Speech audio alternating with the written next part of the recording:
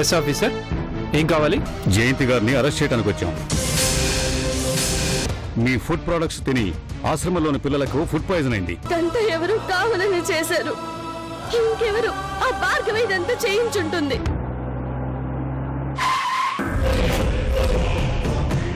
నేను ఎక్కువ రోజులు ఇక్కడే ఉంటానని అనుకోకు. బయటకు వస్తా, నీ అంతు చూస్తా. దీని వెనుక నీ హస్తం ఉందని నేను నిరూపిస్తా.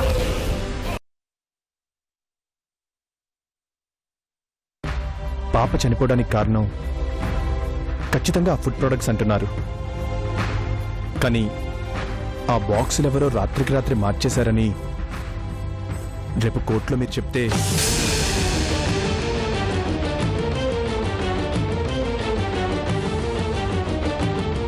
జయంతి గారు ఎవరో పరాయి మనిషి కాదు కదా ఆంటీ. ఇది నిజంగా ఆవిడ కావాలని చేసింది కాదు. అందుకే ఇంకా చాలా ఆపు రాజా.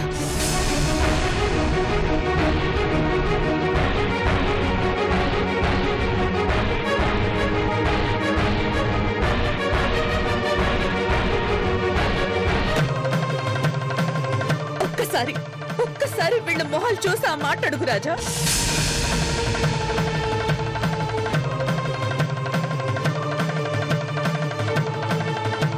వాళ్ళు కడుపు నిండా అన్నం తిని 3 రోజులైంది తెలుసా?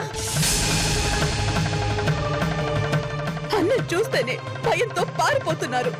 కడుపులో రగిలే ఆకలినైనా తట్టుకుంటున్నారు గాని అన్నం తినడానికి మాత్రం ముందుకు రావడం లేదు. నేను తిని ధైర్యం ఇస్తే గాని వాళ్ళు ముద్ద ముట్టడం లేదు. దీనికి కారణం ఎవరు? ఆ జయంతి కాదా? అలాంటి మనిషి కోసం నేను అబద్ధం చెప్పాలా? అలా అని నువ్వొచ్చి నన్ను అడుగుతున్నావా? అది కాదంటీ. అలాగే చెప్తాను. ఈ పిల్లల్లో ఉన్న భయాన్ని పోగొట్టమను. అలాగే చెప్తాను.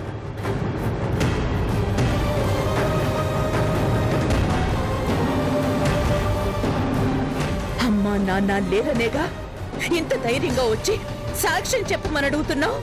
వాళ్ళ అనాథలనేగా ఇలా మాట్లాడుతున్నావు.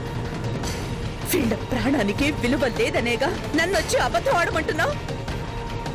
నా ప్రాణం పోయినా పంచేయి. ఎందుకు తెలుసా? వీళ్ళందరూ నా ప్రాణం గనక. వీళ్ళందరికీ నేను అమ్మని. వీళ్ళు నా బిడ్డలు.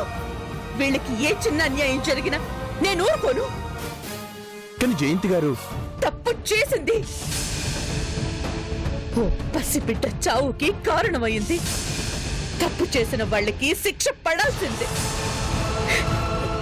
నా కళ్ళు ముందు పసిబిడ్డ ఎంత విలవిల్లాడిందో తెలుసా? నన్ను కాపాడమని ఎంత జాలిగా నన్ను చూసిందో తెలుసా?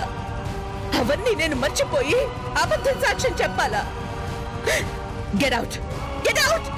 ఆంటీ, నా కోపం కట్టలు తెంచుకోకముందే ఇక్కడి నుంచి వెళ్ళిపో రాజా, ప్లీజ్.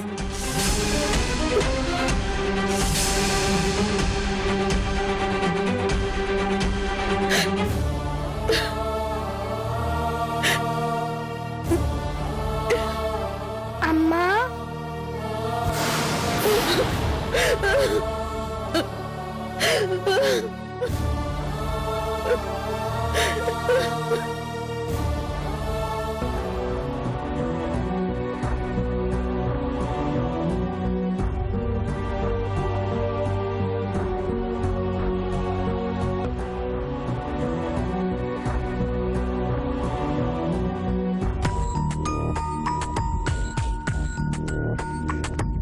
అంకుల్ రారాజా, కూర్చో. ఏంటి రాజా ఎలా వచ్చావు? ఏంటి అంకుల్ ఇది? అవతల జయంతి గారిని పోలీసులు అరెస్ట్ చేసి పోలీస్ స్టేషన్లో కూర్చోబెట్టారు. మీకు తెలీదా? తెలుసు. తెలిసి మరి ఇక్కడ ఇంత తాపిగా ఎలా కూర్చున్నారు అంకుల్? ఏం చేయాలో అర్థం కాక ఆలోచిస్తున్నాను రాజా. మీరు ఆలోచించేంత వరకు అక్కడ కేసు ఆగదు. పోలీసులు కేసు ఫైల్ చేశారు. కనీసం బెయిల్ కూడా దొరకడం కష్టమయ్యేలా ఉందని లాయర్ చెప్తున్నారు. ఇలాంటి సమయంలో మీరేం పట్టించుకోకుండా ఇక్కడ కూర్చుంటే ఎలా చెప్పండి అంకుల్? అటు చూస్తే ల్యాబ్ రిపోర్ట్ కూడా జయంత్కి ఎగైనెస్ట్గా వచ్చిందంటున్నారు. ఇటు చూస్తే పాప చనిపోవడంతో కేసు మరింత స్ట్రాంగ్ చేశారు. ఏం చేయాలి రాజా? ఏదైనా మాట్లాడదామంటే జయంత్ నన్ను చూస్తేనే కోపంతో రగిలిపోతుంది. అలాగని వెళ్లకుండా ఉంటారా అంకుల్? మీరు ఎలాంటి వారో, ఎందుకు ఇక్కడ ఉంటున్నారో జయంతి గారికి అర్థం కాకపోయినా నాకు తెలుసు.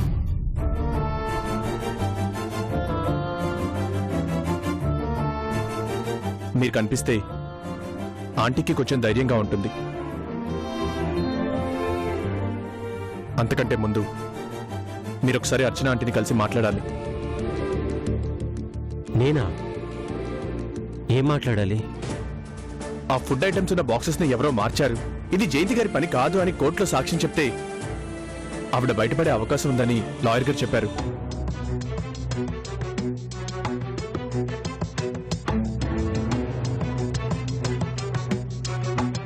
నేను వెళ్ళి ఇదే విషయం అడిగితే అర్చన ఆంటీ చాలా కోపడ్డారు. ఆవిడ బాధలో అర్థం ఉంది అంకుల్.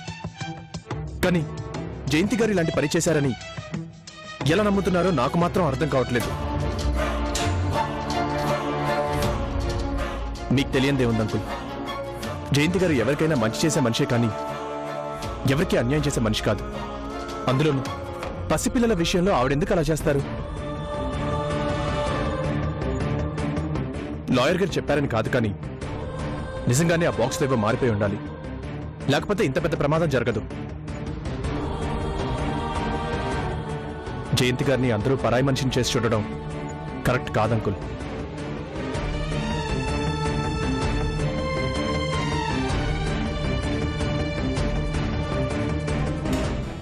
అటు అర్చన ఆంటీ అయినా ఇటు జయంతి గారితోనైనా మాట్లాడగల శక్తి మీకు మాత్రమే ఉంది. మీరు చెప్తే అర్చన ఆంటీ వినే అవకాశం ఉంది. జయంతి గారిని మీరు కాపాడగలరు. ఆవిడ్ని కలిసి ధైర్యం చెప్పండి. ఆవిడ్ని బయటకు తీసుకురావడానికి మీ వంతు ప్రయత్నం మీరు చేయండి.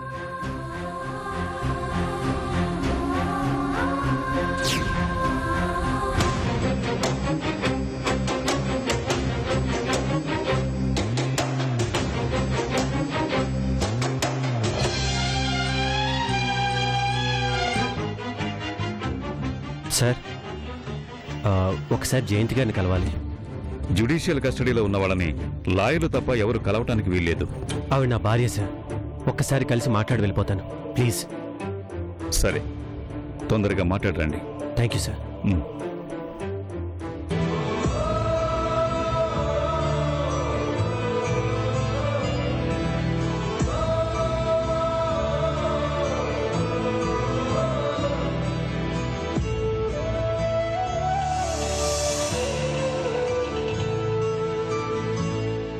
జయంతి,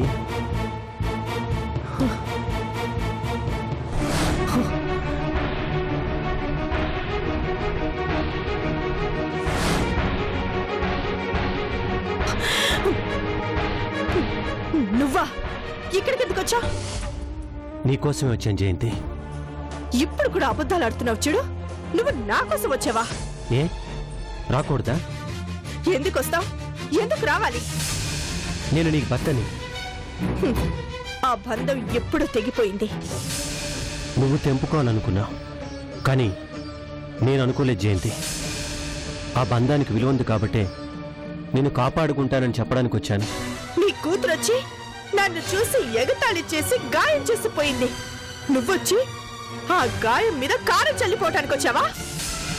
ఎందుకు జయంతి అనవసరంగా ఏవేవో ఊహించుకుంటావు? వద్దు,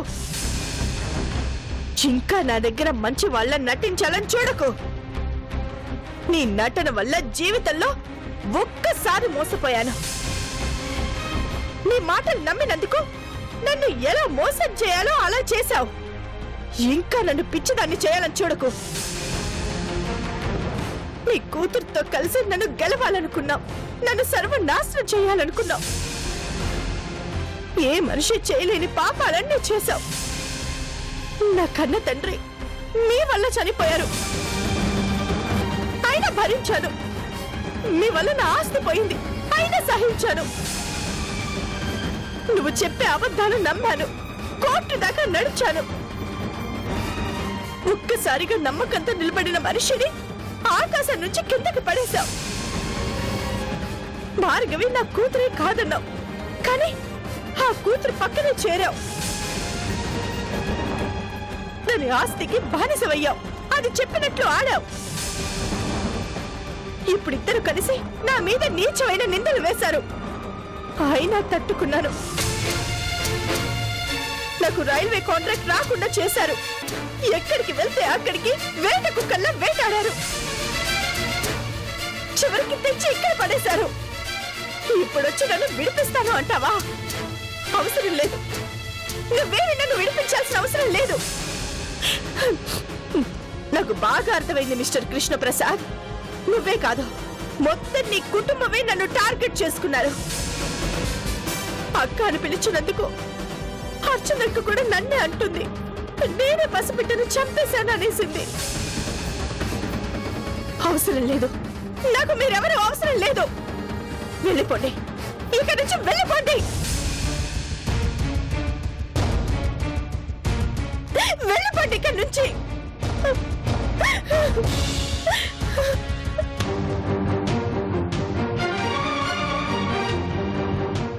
వెళ్ళిపోండి, వెళ్ళిపోండి ఇక్కడి నుంచి. జయంతి. వెళ్ళిపోండి సార్, సార్. వెళ్ళమని చెప్పండి సార్. దయచేసి వెళ్ళిపోండి sir. Please try to understand me. Please వెళ్ళిపోండి. వెళ్ళు, ప్లీజ్. వెళ్ళు.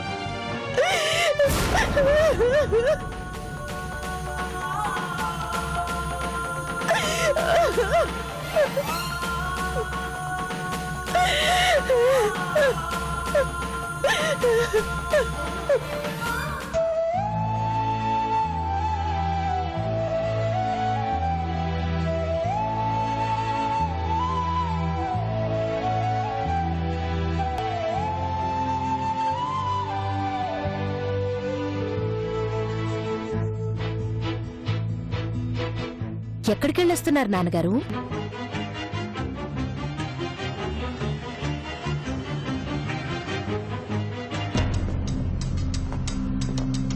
మీ భార్యను చూసొస్తున్నారనుకుంటాను. ఎలా ఉంది? జైల్లో అన్ని కంఫర్ట్స్ ఉన్నాయా?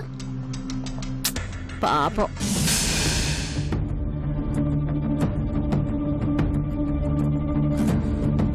విడాకులు కావాలని నోటీస్ పంపించినా మీరు ఫీల్ కాలేదు. మిమ్మల్ని కాదని ఆ నవీన్తో కలిసి మరో చోట బ్రతుకుతున్నా మీరు పట్టించుకోలేదు. ఇప్పుడు జైల్లో ఉంటే ప్రేమ కారిపోయి ఎలా ఉందో అని చూడ్డానికి వెళ్లారు. పాపం, ఎంత మంచి భర్తో.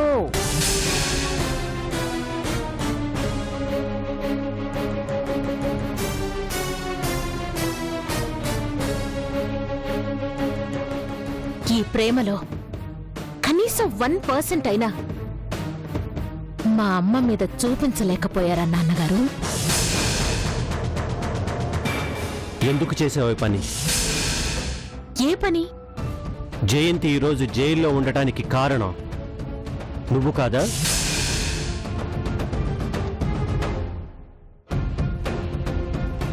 తను నీతో పోటీ పడుతుందని ఎలాగైనా అడ్డు తొలగించుకోవాలనుకున్నా. అందుకే ప్లాన్ చేసి ఇదంతా చేశావు. నాకేం పని? నీకే పని. ఎందుకంటే రజనీష్ దగ్గర జయంతి గురించి నీచంగా మాట్లాడి తన అవకాశాన్ని నాశనం చేశావు. రైల్వే కాంట్రాక్ట్ నష్టానికైనా పాడావు గాని తనకు మాత్రం రాకుండా చేశావు. ఈ రోజు ఈ పని కూడా నీదే. నీకు తప్ప ఇంకెవరికీ అవసరం లేదు.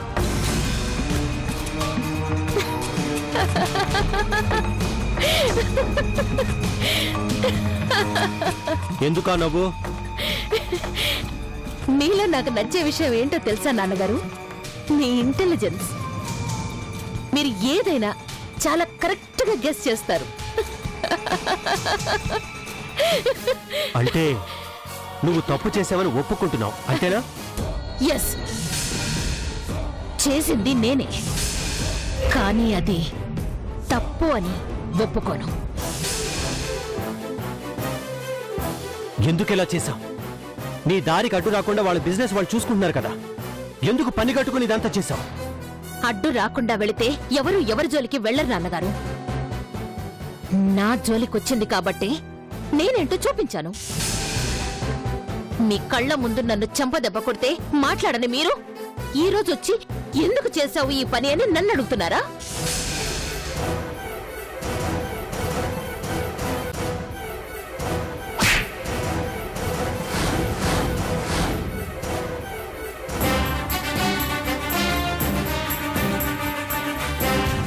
గుర్తుకొచ్చిందా? ఆ రోజు ఇలాగే మిమ్మల్ని నేను ప్రశ్న అడిగాను, ఎందుకు మెదలకుండా ఉన్నారు అని. దానికి మీ సమాధానం గుర్తుందా? నిన్ను చేరదీసిన నీ కూతుర్ని కొడుతూ ఉంటే గుడ్లు అప్పగించుకుని తమాషా చూసావు కదూ. తప్పు చేసినా తప్పు మాట్లాడినా శిక్ష పడాలి. ఆ రోజే డిసైడ్ చేసుకున్నాను, టిట్ ఫర్ టాట్ అంటే ఏంటో చూపించాలి అని. చూపించాను. హ, ఎలా ఉంది? నువ్వు అనుకున్నది సాధించావు కదా, ఇంకా ఎందుకు ఈ పగలు ద్వేషాలు? ఎక్కడ సాధించాను? ఇంకా సాధించలేదు. నా తల్లిని నీ కుటుంబంలో ప్రతి ఒక్కరూ తిరుగుబోతు మనిషిని చేసి అవమానించారే, అది ఎలా మర్చిపోతాను? నీలాగే ఎందుకు నాన్న ఈ పని చేశారు అంటే మీరు ఒప్పుకున్నారా? లేదుగా. మెడలు వంచి ఒప్పిస్తే గాని మీరు నా కన్న తండ్రి అని లోకానికి తెలియలేదు. అంత ఈజీగా ఎలా వదిలేస్తారనుకున్నారు? కానీ జయంతిని నువ్వేం చేయలేవు. తన మంచితనమే తనని కాపాడుతుంది. హ, మంచితనమేం కర్మ? మీకు ఛాన్స్ ఇస్తాను, చాతనైతే కాపాడుకోండి. నువ్వు ఛాన్స్ ఇచ్చినా ఇవ్వకపోయినా జయంతిని కాపాడుకోవడం నా ధర్మం. నేను కాపాడుకుంటాను. గాలిలో మేడలు కడుతున్నారు నాన్నగారు. నాతో తెలిసి కూడా పోటీ పడుతున్నారు మీరు. నా పవర్ తెలిసి కూడా జయంతిని కాపాడుతాను అని ముందుకు వెళుతున్నారు. మీకు 50 ఏళ్ల అనుభవం ఉంటే మీరు మా అమ్మకు చేసిన ద్రోహానికి ప్రతీకారంగా 25 ఏళ్ల పగుంది. హ, నా పగ ముందు మీ అనుభవం ఎందుకు పనికిరాదు. నీకు ఈ ప్రపంచంలో తెలిసింది పగ ఒక్కటే భార్గవి. కానీ నాకు ప్రేమ కూడా తెలుసు. ఆ ప్రేమే నన్ను గెలిపిస్తుంది.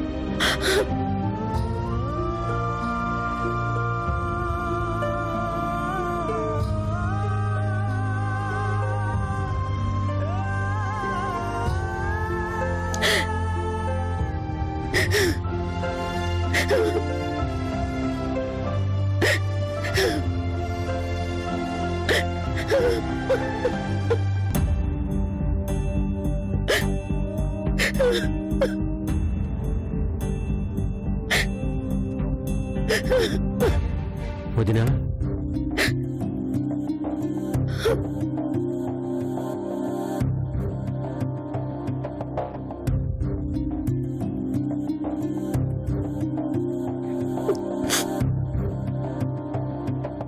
రా కృష్ణ.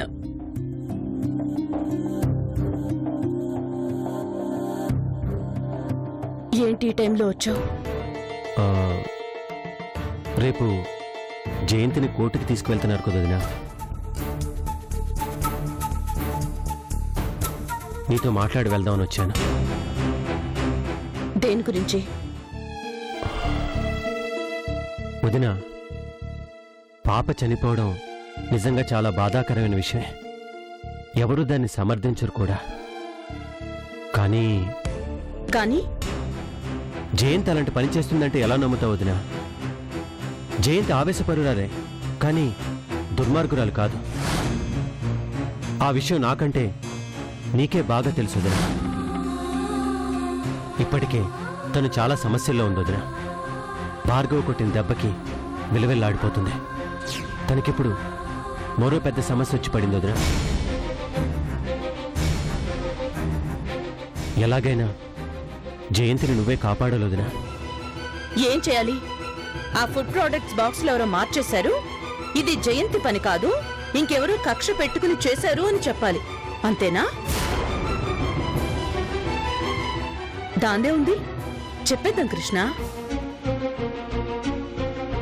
వదినా, కానీ ఒక్క మాటకి సమాధానం చెప్పు కృష్ణ. చనిపోయినది అనాథ బిడ్డ కాకుండా నీ కూతురు బిడ్డో లేక నీ బిడ్డో అయితే ఇలాగే చెప్పమని అడిగేవాడివా?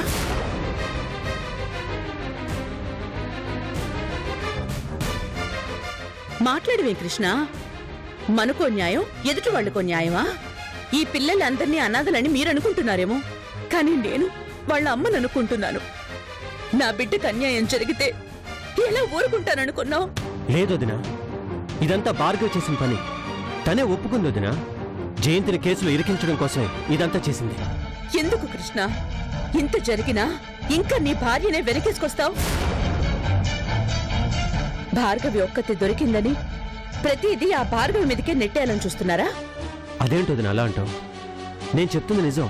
చూడు కృష్ణ, నేనొకరి గురించి అబద్ధం చెప్పను. నాకొచ్చింది మాత్రం జయంతి పంపించిన మెటీరియలే. మేము అవే పిల్లలకి పెట్టాం. ఇక్కడ ఏదో జరిగింది, ఎవరో మార్చేశారు అని అబద్ధం చెప్పలేను. ఒక మనిషిని కాపాడడం కోసం అబద్ధం చెప్పలేవా వదినా? ధర్మరాజు అంతటి వాడే న్యాయం గెలవడం కోసం అబద్ధం చెప్పాడు. నేను న్యాయం కోసమే పోరాడుతున్నాను. నాకు జయంతి శత్రువు కాదు. నా బిడ్డ చావుకి కారణమైన వాళ్ళు నాకు శత్రువులతో సమానమే. నిజానికి నాకు తెలిసింది మాత్రమే నేను కోర్టులో చెప్తాను.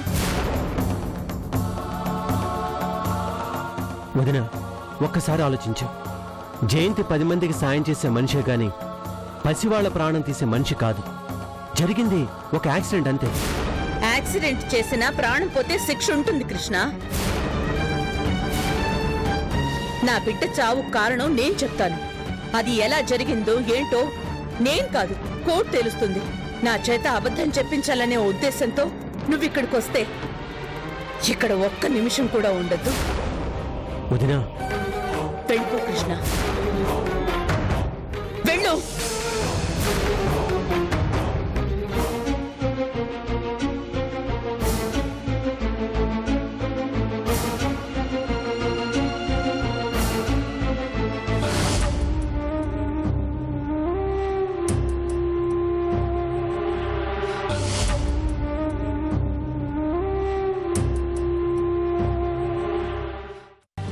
పాప చనిపోవటానికి కారణం తను తిన్న ఆహారంలో విష పదార్థాలు కలవటమేనని డాక్టర్లు చెప్పారు. అవి పంపించింది ఈ జయంతే. Bail petition కొట్టివేయటమైనది.